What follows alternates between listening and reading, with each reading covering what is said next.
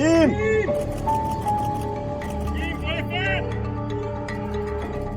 So today was the moment when Kim Kardashian got to say what she described as my truth.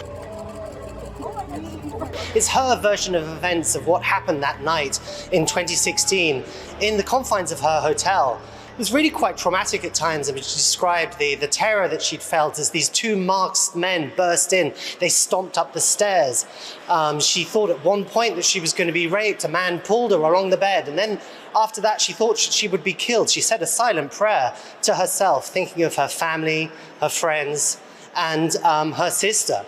It was really a very long day for her. She spoke for nearly 4 hours with just a 40-minute break in between, answering rounds and rounds of questions that went into the great detail of what happened that night. There were times when the emotion overwhelmed her. One of the lawyers representing one of the accused read out a letter where he expressed his regret.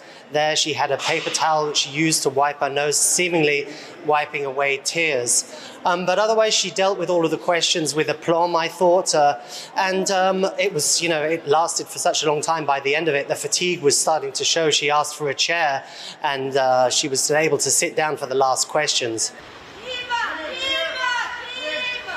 How difficult or easy was that for her?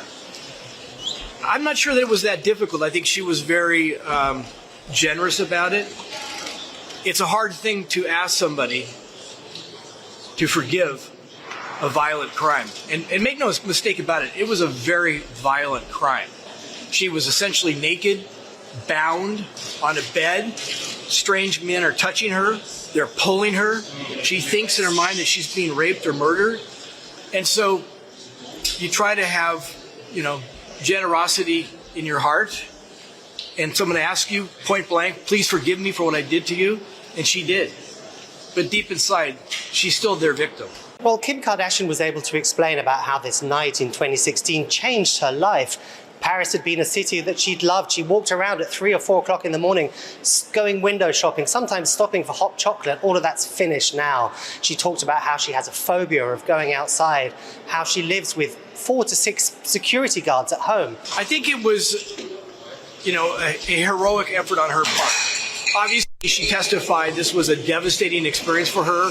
It fundamentally changed the arc of her life and the way she's lived her life ever since.